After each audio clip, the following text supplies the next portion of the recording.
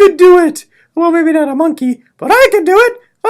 So today, we're going to talk about Chapter 6 of Invisible Man. It's one of my favorite chapters. If you haven't read it, you are a very naughty student, and Mr. Rutsy will be very mad at you. Too bad for you. Glad I'm not you. I've read it. Anyway, let me tell you what's going on in this chapter. First, obviously, the narrator finally has his meeting with Dr. Bledsoe. It doesn't go so well. But we knew it wouldn't. What would be the point of all those hints about Garden of Eden and being kicked out if he wasn't kicked out? So, who didn't know that was coming? Anyway, they have a meeting, and Dr. Bledsoe says, "Sorry, kid, you screwed up, and now you're out of here." And the protagonist says, "Hey, you can't do that. You promised Mr. Norton I could stay. I'm going to tell on you." And Dr. Bledsoe says, "Tell anybody you want. What do I care? I'm the most powerful man ever. I tell white people what to do. So, too bad for you." The protagonist says, "Okay, fine." And he leaves. And this is the best part. He vomits. Blah! Twice. Blah! Oh, what pig doesn't love vomit? It's a truly poetic part of the book. Anyway, comes back the next morning and says, "Fine, I'll go. I won't be bitter. I accept responsibility. See, I'm learning. I'm ready to go on to the next stage of my life. By the way, can I have some letters recommendation?" And Dr. Bledsoe says, "Sure, kid, no problem. Here, take these letters. But they're sealed. Don't open them."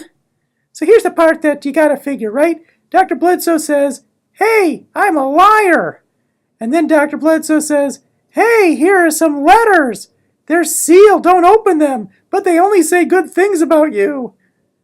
I wonder if the narrator has learned that much yet. Anyway, so not a lot happens in that plot.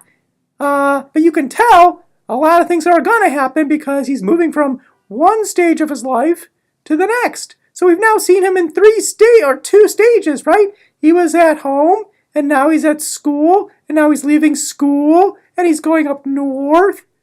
I don't know why I'm talking like this.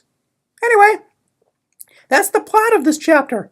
It's pretty simple and straightforward. So what's the big deal about it? Well, if it's not the plot, it must be something else going on in it that is really interesting. What could it be? Well, let's look at our various alternatives. Let's talk about the structure of it a little bit.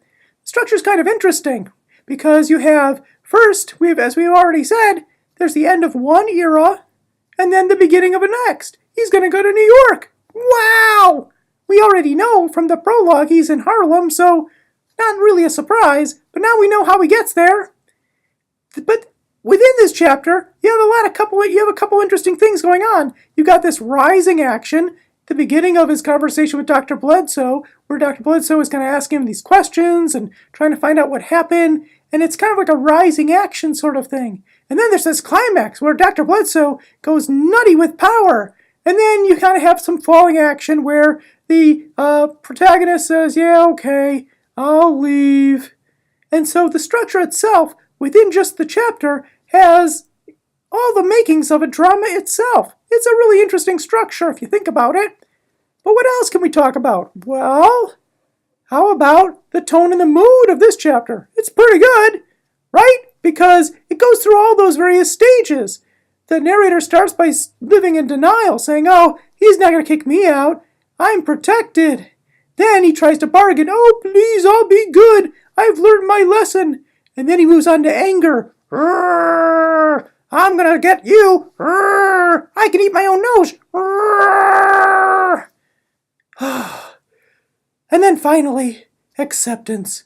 "Okay, I won't be bitter." Well, a lot of tone and mood going on in that chapter, but that's not all. There's more. How about let's talk about the style for a little bit. First, we've talked about images a lot. You get a lot more here, too. One thing you find out about Ellison is that he's interested in that kind of like linguistic excess, right? No understatement for him. Everything is overstated. So in the style, we get a lot of, in this style, from this paragraph, we get a lot of images. There's the image of the Cadillac. There's the image of the leg shackle. There's the image of the grandfather. Remember him? And then there's the cage that Dr. Bledsoe makes with his hands. Oh, that doesn't sound so good. That's the second time Ellison brought it up. He must think we forgot about it the first time, which we kind of did. But here it is again. And then, finally, the letters. Note, if you'll recall, at the end of the first part of the book, before he goes to college, all those big important white people in the town, they give him a kind of letter, right? They give him a piece of paper, a certificate, an award, something like that. Here, again, we get some letters. So these words on paper, forming the transitions from one part of this novel to the next, it seems to be a bit of a motif. M-O-T-I-F, motif. Look it up. Ha ha ha! All right, so a lot of things going on with images. Anything else? Sure! What about language? We see a lot of interesting uses of language in this chapter. There's the sarcasm that Dr. Bledsoe uses at the beginning, saying, sure, you just had to go to see True Blood. Just had to go to the Golden Day, didn't you? Yeah, dope. And we also see some mockery, and then we see some lies. Dr. Bledsoe says, you gotta learn how to lie. Lying is good. And then he caps it off by using the N-word. And that use of the word is so powerful. The protagonist can't even believe it. Can't get himself to say. He says, he called me that? He said that? Holy smokes. And so here you get again how language can be really powerful. So, since that's one of the themes also, let's talk about the themes. A whole bunch talked about in this chapter. First, you get the whole casting out thing. You are part of this community, and now we are casting you out. You're on your own. That feeling of being exiled, banished, abandoned, that's a biggie. So keep your eyes on that one. We hear more about this subversion thing. Dr. Bledsoe says, hey, who is that guy you talked to at the Golden Day? Did you ever see him before? Maybe he should be locked up. Makes you think that maybe Dr. Bledsoe has some enemies out there. So, subversion, another theme. We've just talked about the power of speech. Dr. Bledsoe says, wow, in just a half an hour, you were able to take down a whole institution, bring down your whole race by exposing Mr. Norton to True Blood and the Golden Day folks and hearing all the things they had to say. So language, Dr. Bledsoe is saying, is really powerful. And to prove his point, he says, he's a liar. And that's how he gets things. He lies. And so lying itself is, when you think about it, it's kind of like the perversion of language, right? Language is supposed to help people communicate. When you're lying, you're doing the opposite of that. So Dr. Bledsoe, bad guy.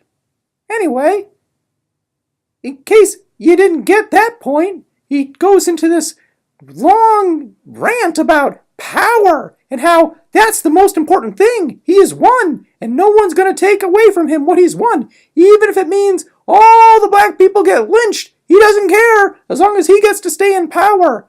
And that says a lot about our society, this kind of winner-take-all capitalist system that we're in.